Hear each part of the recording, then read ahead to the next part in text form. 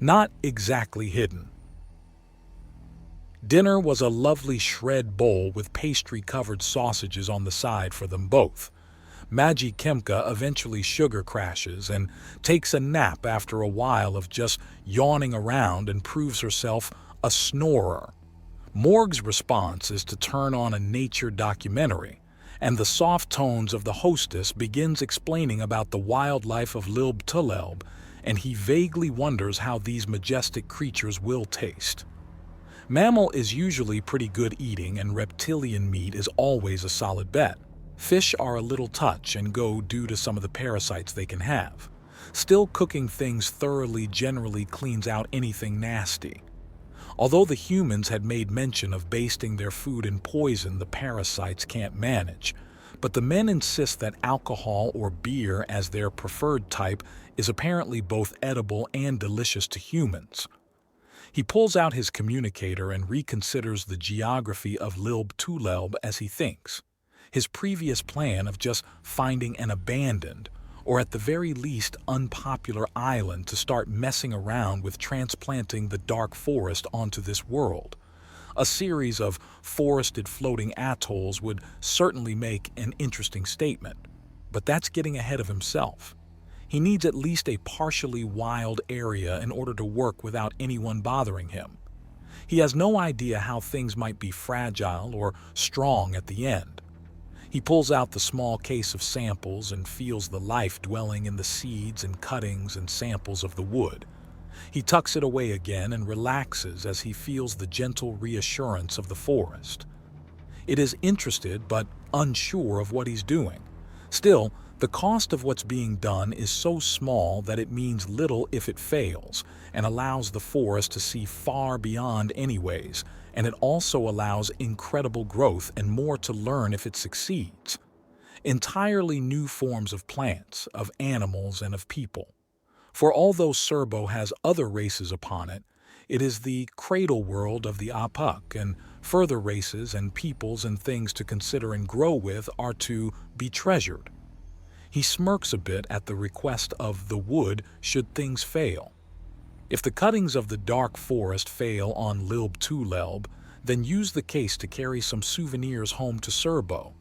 Either way, this will be something new, something odd, and something unexpected.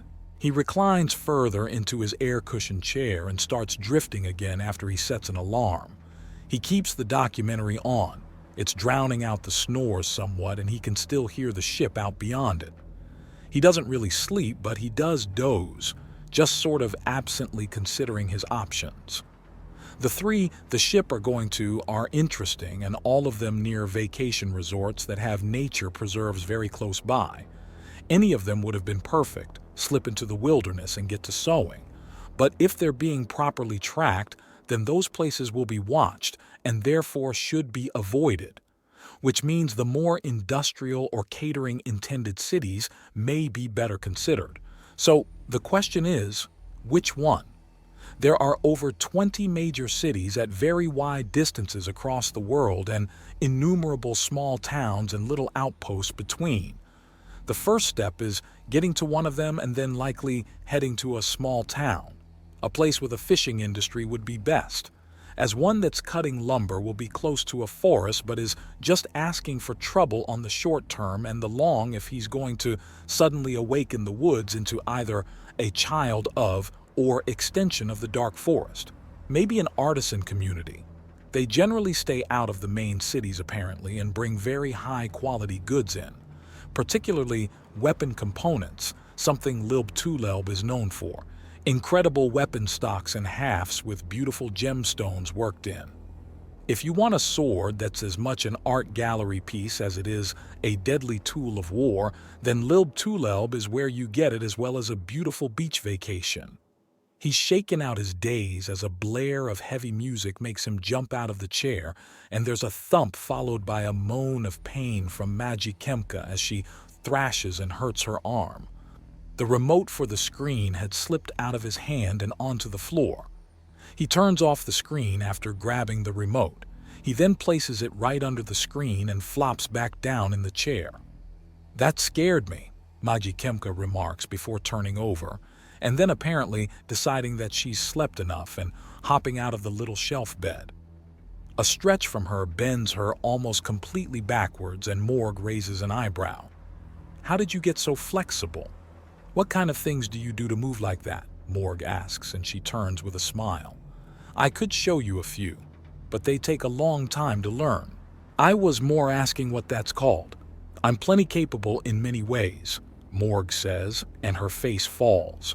He then reconsiders. "Of course you can still show me. I don't know, there's a lot I'm going to be doing. Picking up a new way of moving isn't something I'll be having much time for. It's actually part of a combat style." "Really?" "Yes. Flickering Flame is a fighting style that was made by studying the arts of Nagasha," Magi Kemka explains as she takes a stance and moves her arms to the side while swaying from side to side. She then steps forward with a sweeping motion and moves her arms with it as if either striking or parrying something. She turns in a way that draws her up, and her step has a pair of strikes that are vaguely similar to a serpent striking and latching on. "There's, not a lot of room in here in order to keep showing this off," she says, and he nods. "Understandable. I think I get it anyways," Morg Arkin states, and then both of them turn as there's a knock on the door. Magi Kemka turns around and opens it from their side, and they're greeted by a pair of Apuk, one of a darker complexion and dark blue hair, and the other pale with pale pink hair. Both of them have shaded glasses on, halter tops and short shorts with heels that match their hair, and they gasp at the sight of Morg Arkin. "I told you, Ansa. I told you we had a hunk just across the hall," the darker Apuk says.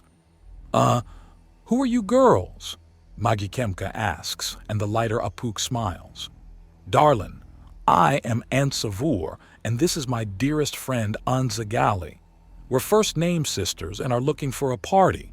When we heard there was a hunk in a cheap seat, we had to take a look." "Cheap seat? He's on an air cushion," Magi Kemka asks, and both girls laugh. No, girlie. We mean that this side of the passengers' cabins are the cheaper apartments and don't give you much room. Although, being packed in with such a cutie would be a lot of fun now, wouldn't it?" Ansagali, the darker one, says. "It doesn't sound like they're having that kind of fun, Ansavur remarks. "Oh, that's just such a pity. Unless you were just waiting for more girls to get the party started? It can be so hard to have some proper fun with so few people," Ansagali remarks, eyeing Magi Kemka up and down. "You do look like you're ready for a party, girl. What do you say? You want to bring your toy boy over and we can have some fun?" Magi Kemka says suddenly in the spotlight and unsure of where to go. "Oh, come on. We're all on vacation. Let's party it up," Ansavur says with a swing of her hips that claps into Ansagali's, who sways with it, and a huge smile. Morgarkun just pulls up his hood and tries to fade away without using Axiom. It doesn't work, as his pulling on the strings to hide his face really isn't a good way to actually conceal yourself. "Oh my goddess, is he shy?" Ansagali asks, stepping into the apartment and leaning down to his level, making sure he gets a big look down her cleavage. "You're even cuter up close." His response is to pull down the hood. He's supposed to be hiding. He can't just vanish into the woods, and can't just rely on the fact that he's a sorcerer to force his way through the situation. "You got a name, handsome?" Ansagali asks in a husky voice. "You've got mine, which'll help you when you're screaming it later, but I want to know whose name I gotta call out, unless you'd rather I praise the goddess for it, which is more than fine by me, but it just feels a little impersonal, you know? Come on over, girlie. I'm sure you'll like our cabin far better. I've got land back home on Serbo, but I've got a couple of weeks to Ansa, is this girl familiar to you?" Ansavur starts propositioning Magi Kemka and then pauses. "Familiar, she's just, Where have I seen you before?" Ansagali asks, as she rises up and takes a good long look at Magi Kemka. "I swear I've seen you before."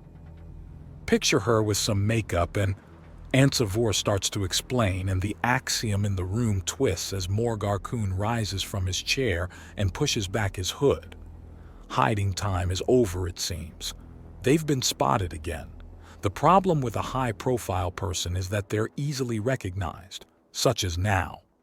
"Oh, you're rising up to—" Ansagali begins before trailing off and holding up a finger to ask for a moment and then whipping out her communicator.